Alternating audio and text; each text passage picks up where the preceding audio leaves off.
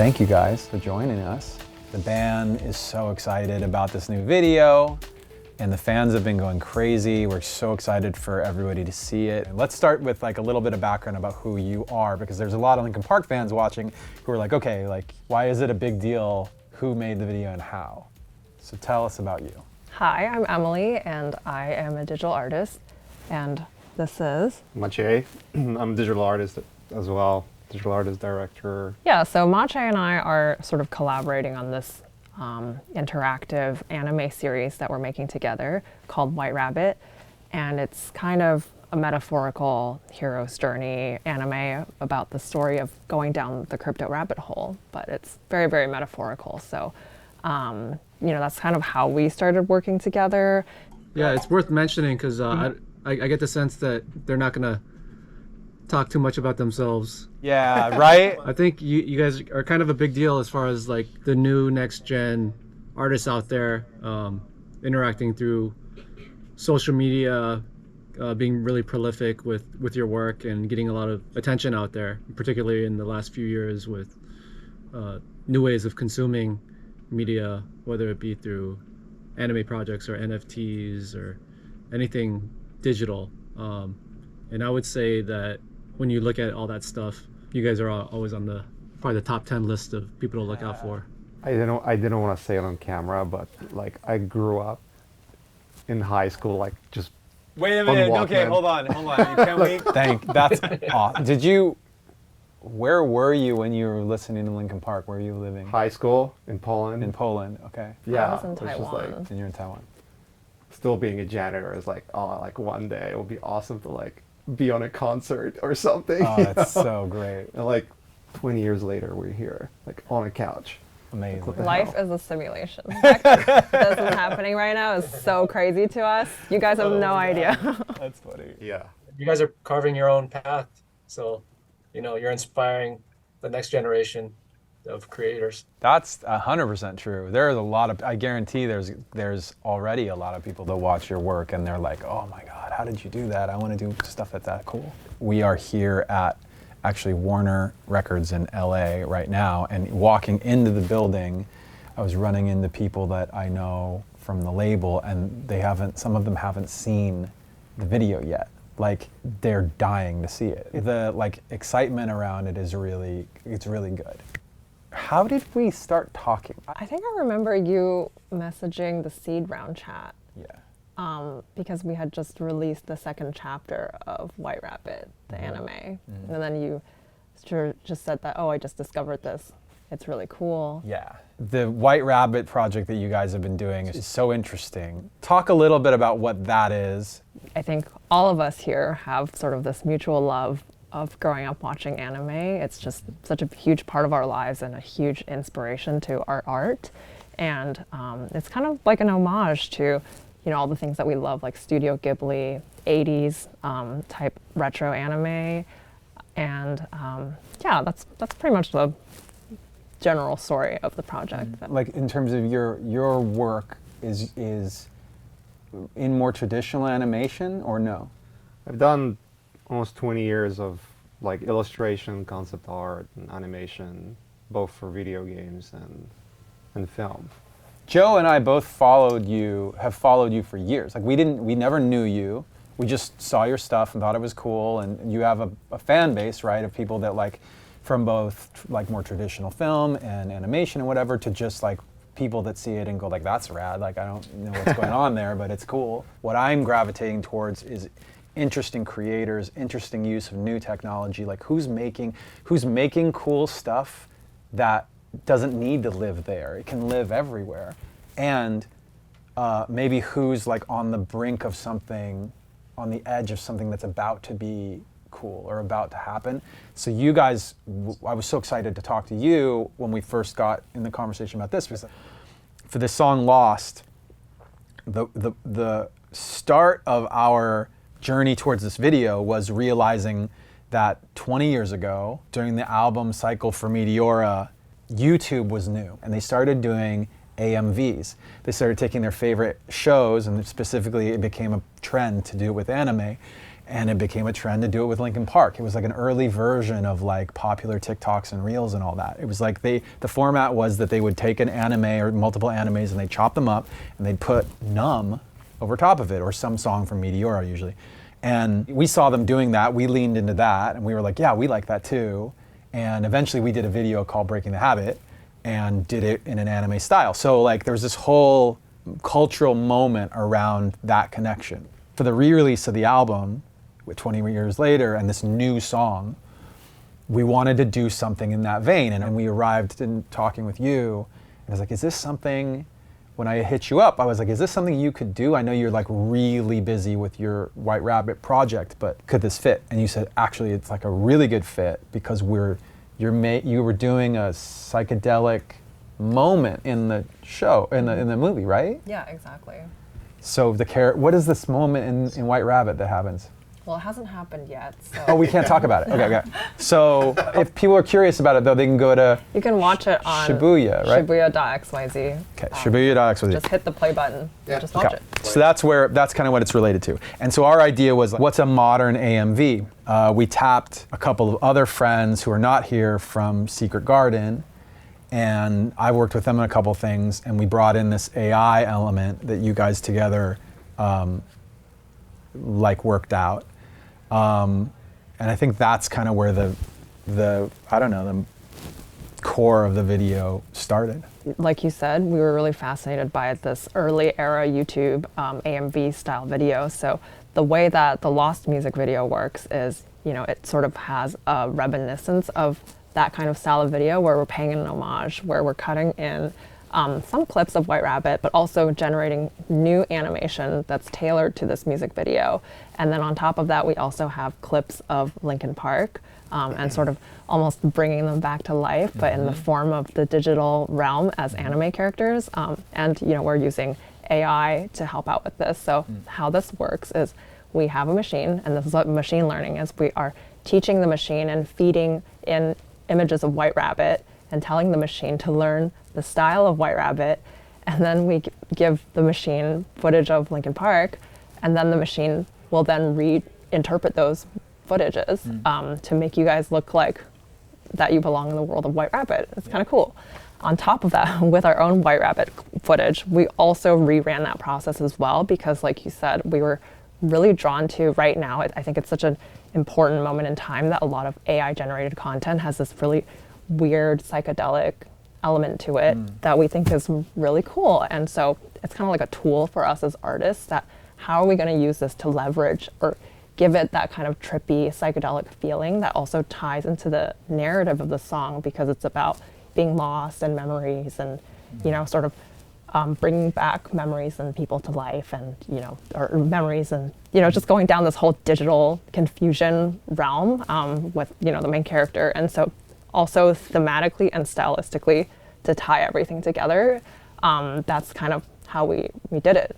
And I think that it came out pretty cool. Yeah, and it's like using our over 2 decades combined of animation experience. We know all the ins and outs of VFX and how the compositing works, all that kind of stuff, and how you actually make animation. I mean, we're making White Rabbit. That's an animation, right? I think we should mention that there was some initial in the comments. You had said there's some initial crossed arms. Wait a minute, AI is just it's low effort. You just put it in and it comes out looking like this. No. This is the furthest thing from that. One of the things about this is that you guys made this animation. So let's start there. This is your animation. Joe, you had mentioned that one thing that you liked about the approach of this AI texture that happens in the video. You remember when we were talking about data moshing? How can you explain the tie between the approach? I mean, maybe it gets a little too nerdy or technical, but what excited you about the connection between some of your approaches with your videos, right, and then this thing? Because there's a conceptual, technical tie in. Yeah, I think with any kind of video filming, photography, art creation, we're replicating life the way we see it, right? And you know, it could be a one-for-one photograph, but in the real, I was gonna say world, but the universe, there's actually a lot more to what we see. There's actually a lot more colors, and there's things in the air that we don't see. There's things that are microscopic, and everything's bound by certain forces of nature. But I feel like that stuff lends itself to spiritual connection that we have to each other, to the different elements. And I feel like with some of these special effects techniques, it starts to tap into some of that connection in a way. At least it gives me that feeling. For me, I'm super interested in exploring that visually, like what's beneath the surface that connects us. And I think with some of the psychedelic imagery that you guys successfully created, you're getting what you created, you know, the short story you created. You also have footage of us and kind of historical footage, and you're finding all these touch points and then letting that machine just like build that connection. And I really enjoyed seeing what happens, because I know that there's an intention going into it, and then a lot of it's like, okay, what if we put this and this together? What happens? And yeah, and for me, it gets my mind spinning to like the possibility of how things can connect. I mean, even just having one image coming before or after another, it reminds your memory of something really cool. And then to add on top of that, to have the nostalgia of the band from 20 years ago, or the nostalgia of what anime was 20 years ago on top of that, like there's a cultural moment that happened. But the video shows that all of those influences combined transcend any of those individual instances. What we tried to do here is take that nostalgia, and it really is a juxtaposition of what was old and then what is new, with, you know, technology or new art styles combining with this retro anime and early Linkin Park music video references like data moshing, and, you know, the sort of grimy jitteriness of your early videos as well. We also have a few Easter eggs in there. There's some Breaking the Habit Easter eggs that we snuck in there. You know, there's New Divide Easter eggs. There's, you know, a lot of little nuggets that we put in there sprinkled across the music video to, yeah, just sort of like tie everything together and make it feel more authentic to this juxtaposition of the old and the new. The way I've described like how we arrived at that song to people is that, like, we did the 20th anniversary for Hybrid Theory, and it wasn't guaranteed that we'd do one for Meteora. It was kind of like, maybe this is an idea, but what do we have? Like, what material would we be working with? So we started like looking through hard drives and in archives and going out to friends and asking about like, what is out there? What's in the, what do you have? And we found like a whole documentary's worth of footage from the time, from the tours and stuff, which you guys used some of that in the video. And that's in the Meteora 20 box set. The box set has it ended up having 5 vinyl records, 4 CDs worth of material, 3 DVDs worth of material, plus there's a book, art, stickers, stencils. It is a massive, massive thing. And one of the things that really galvanized everybody around it was when we found this song, Lost. Meteora was a 12-song album, and at a certain point, we had written 20-something songs for it, and at a certain point you have to decide, okay, where's the cutoff? What makes the album, what doesn't? And the song on the immediate other end of that decision was Lost. And the only reason it didn't make it on the record was, as I recall, the only reason was that it was like, we already have this other song called Numb and Lost have a similar energy, so let's not have 2 songs like that on the record. That was my memory. Is that how you remember it, Joe, or is there something else? It was a bit of a surprise because I did remember it, but it was like almost like it didn't exist anymore. You forgot it. I forgot it existed too. Yeah, and I was like, oh yeah, that song. What's great about this project, and I think even lyrically, it works, is it's like a lost memory. and in the form of a time capsule. I think the music video and the box set really encapsulates that. Yeah, it has so many elements. It's like, okay, we were doing something very specifically with the music, and there was like a power to it. Also, like, even though it wasn't necessarily the intention, like, I can't help think about like Chester and the memory of him, and kind of like the greatness of what we did with him. Just so many awesome things, and like just our almost naive like sense of like wanting to create art and create that art wall. It was just like we just wanted to paint. It's like, okay, what do we do? Let's set up a wall and let's paint. A big theme was work in progress. Instead of creating bigger goals and obstacles, it was about trying to refocus on the journey of what we're doing and the possibilities of what we can create beyond what we originally set out for. This whole mural was a metaphor for that. I like how you guys mentioned the journey aspect of how your career was progressing, and we're literally thinking that this music video is like we're taking you on a journey as well. It's like a time warp. It sort of is. And when you mentioned like the lost song, this is the impression we got like organically when we heard it for the first time. It's like it feels like a lost memory, and sort of like the idea of like, oh, the AI kind of glitchy psychedelic perspective of it could play to it like almost one-to-one, kind of make it feel that way. That was one of the things you guys nailed so well. You've got to use tools, you've got to use techniques in order to elicit certain feelings. And the AI piece definitely, for me, like pushed those buttons. It was more than just watching an edited together anime thing to Linkin Park music. It made it so much more transformative. Yeah, I remember like one of those kind of daily review sessions where we just sat down and looked at the whole edit, and there were several shots which we purely animated. Where like the whole intention was that we'll just keep it on an animation, and we looked at it and looked at the whole thing, and we're like, if we actually change that and add this extra layer of the like AI animation on top and composite it so it kind of feels and plays correctly, because I think when people think AI, it's like, oh, it's just a couple of text prompts and it makes the video. It's like, of course that exists, but that's not what we wanted to do with this.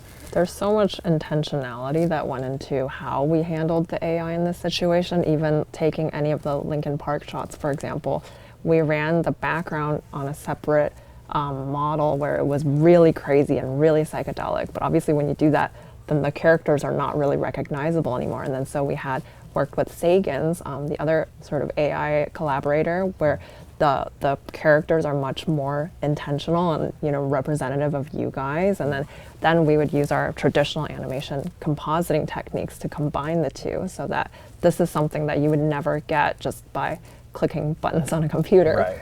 Yeah, and we had Junka, who was like helping us frame by frame. Amazing. Because sometimes you just get like really weird results and like, oh, it would be kind of psychedelic kind of feel, but there's certain moments where you just don't want that, and you want to like course correct and get it in the right direction, so it like feels as have a good flow. Yeah, and obviously because we're working with existing footage that are not tailored to the song, right? So we obviously also went in and sometimes we would retime or redraw the movement of the mouths to lip sync the scenes better to make it sound. I remember some of our notes when we sent them some notes. It was like, can you get the lip syncing a little tighter on this part? And then the answer was, I didn't know what you did, but the answer was, yeah, we had to go in and redo the mouth.